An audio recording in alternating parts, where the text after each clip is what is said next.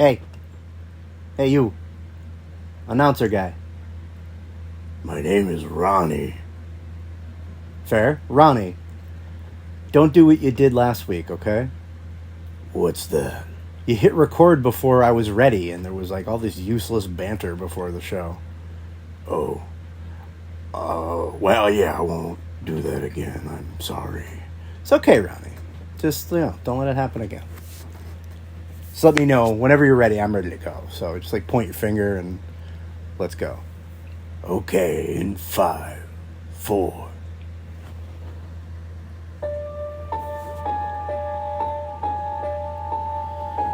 You are now listening to Schwartz Dreamboat presents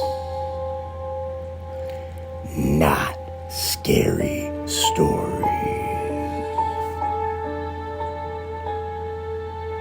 Thank you very much, Ronnie, and welcome back to another week of Not Scary Stories.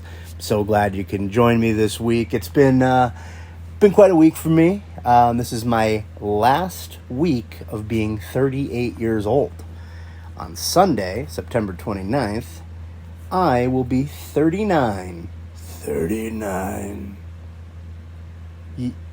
Yeah, 39. You don't have lines, so you're good, Ronnie. Anyway, today, I'm recording this on Thursday, but it'll be put out, obviously, on Friday. But today is my Friday, because I'm going to have to go to work tomorrow, and I get the weekend off. And I don't have to go to work on Monday either, so be jealous or call out. Fuck them. You don't need that job anyway.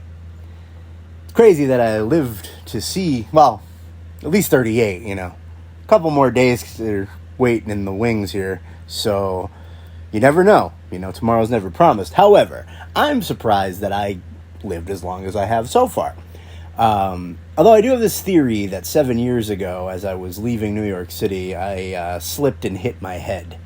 Either I was doing too much of one thing or not enough of another, and the last 7 years have been purgatory. But with you fine folks, it's felt like heaven. All right. Well, let's go ahead and dive into the first not scary story, shall we?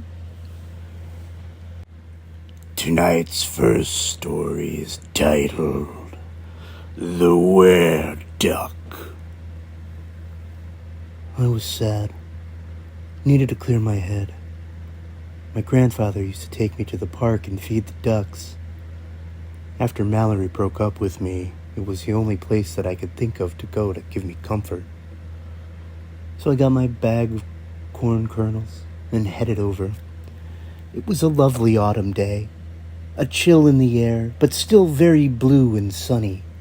And the leaves were starting to change. As I sat by the pond and tried to pinpoint where it all went wrong, I felt a sharp pain on my ankle. One of the ducks fucking bit me!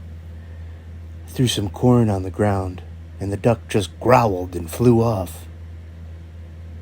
Growling is weird for a duck, I thought. After a while, I got bored with the ducks, and I got in my car to drive home. That night I had trouble sleeping. I was hungry, but all I could crave was dried corn and seeds. And that's when it happened. I was shrinking. Right before my very eyes, the room around me started getting bigger. Feathers sprout from my skin, and I could feel my mouth hardening into a bill. I went to leave the house, but couldn't get out. That's when I saw the cat stalking me. Easy, buddy. It's okay. It's still me. I'm just a duck now. But all the cat heard was... It seemed to convince the cat that I wasn't a threat, though. And I ran to use the pet door on the back door. Dried corn on my mind. Passed a Chinese restaurant and saw the ducks hanging in the window. Something in me snapped. I wandered in, but I got distracted by a bowl of rice. The chef picked me up.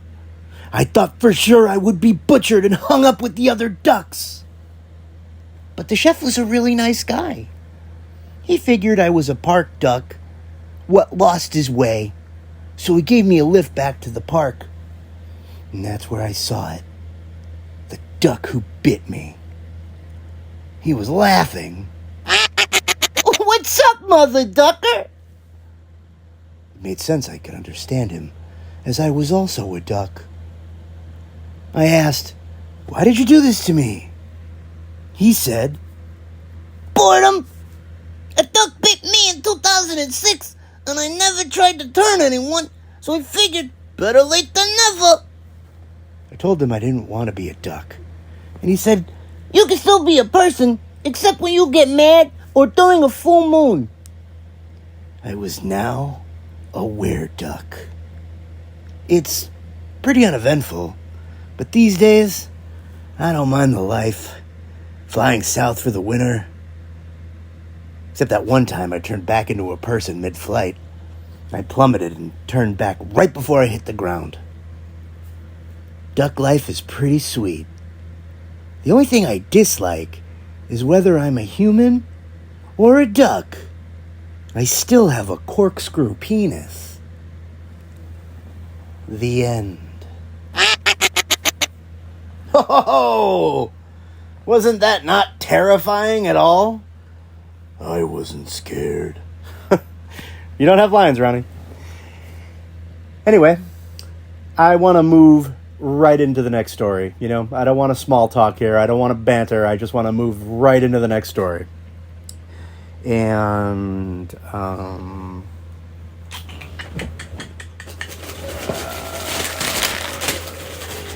shit. Hey, Ronnie. Yeah. Where's the other story? Oh, I only got a copy of the Wereduck. I didn't get a copy of another story. I thought perhaps you had it. Oh. No. Just do me a favor and hit pause. Hit pause. Hit pause really quick.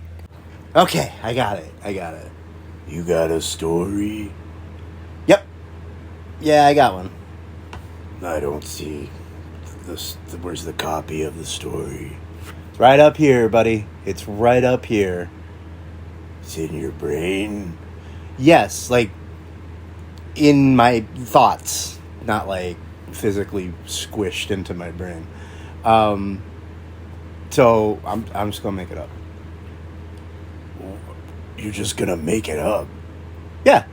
I happen to be a master of improv comedy. So if you want to help, you can. Oh, now you want my help? I thought I didn't have any lines.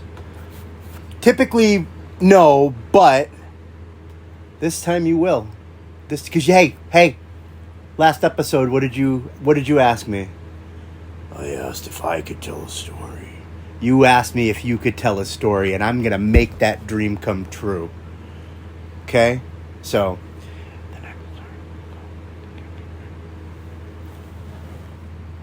the next story is called The Camping Trip. So my name is Schwartz, and I wanted to start another series where I tell stories. Last time, the stories I told were untrue. This time, the stories I tell are not scary. So, I put an ad in Craigslist, and that's where I met Ronnie. We met at a graveyard. Ronnie, just go with the flow. Oh yes, I answered an ad on Craigslist. It was a missed connections ad, and I found him very fetching, and he found me very fetching when he replied.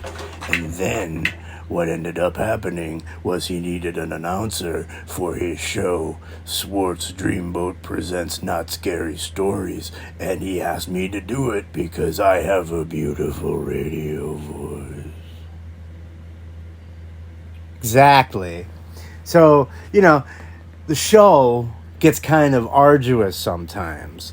And Ronnie and I wanted to take a little break and go camping, right? So we got the tents and some sleeping bags and all the fucking shit you need to go on a camping trip, right? So we booked the campsite, and it's all the way in the back corner of the campground. A little freaky, if you ask me. And there was a masked vigilante killing people. Okay, Ronnie, that's a little scary. And a masked vigilante, I don't know. What do you think? What are they? What's like their mission? Wasn't Jason Voorhees a vigilante? No, he was like a mass murderer. But we want to stay away from that because it's too scary. Okay. Okay. There was a Johnny Appleseed type planting apple trees around the campground. Very good, Ronnie. Good job. So we set up our tents, and that's when we heard it. A noise in the woods. It was a demon breathing fire, bringing about the end of the world, and in his eyes we saw it. We saw the despair and the destruction and the death. Ronnie, you're yelling. I'm sorry. Listen, make it something like innocent, like a squirrel. It was a squirrel. Good. It was a squirrel. And we were scared, but, we got our composure back together.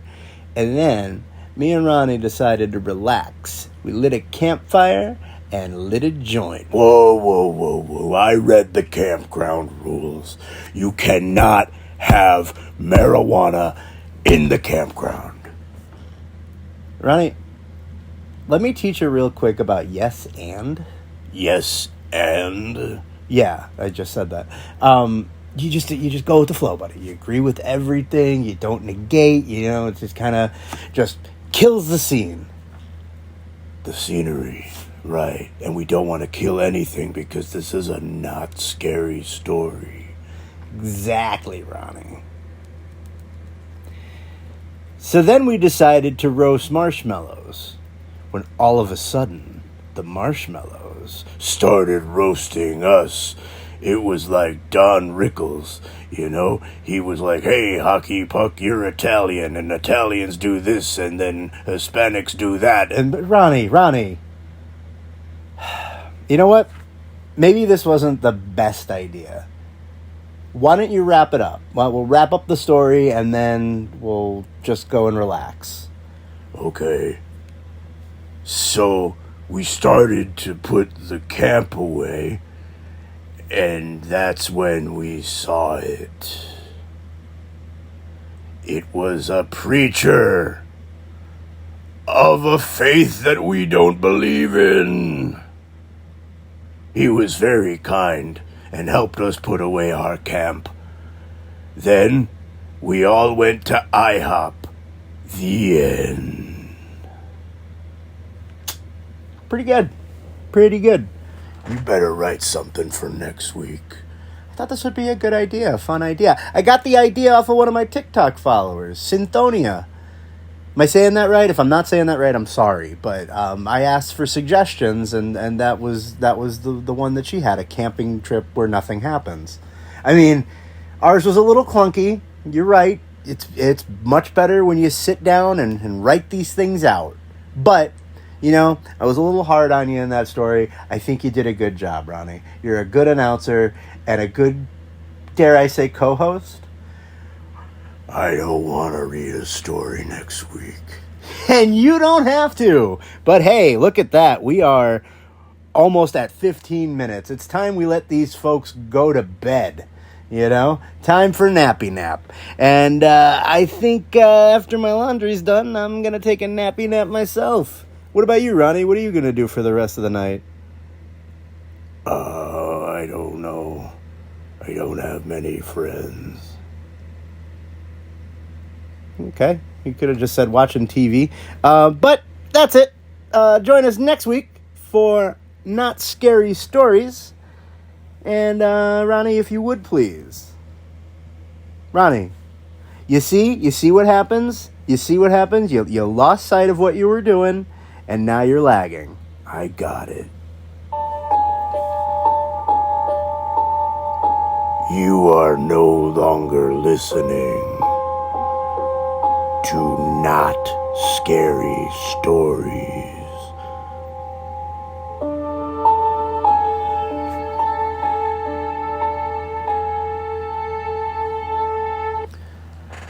Oh, that was fun. Do you really not have a lot of friends, Ronnie? Oh, no, I have an ample amount of friends. I just didn't know what to say. I'm not really a performer type. I'm more of an announcer type. Yeah, you would do good commercials, particularly for like a rock station. Say you're listening to W666 the Satan, but like try it as like a radio guy. You're listening to W666 the Satan. That was very good, Ronnie. That was very good. I'm glad you have a name now. I had a name before. You didn't bother to learn it.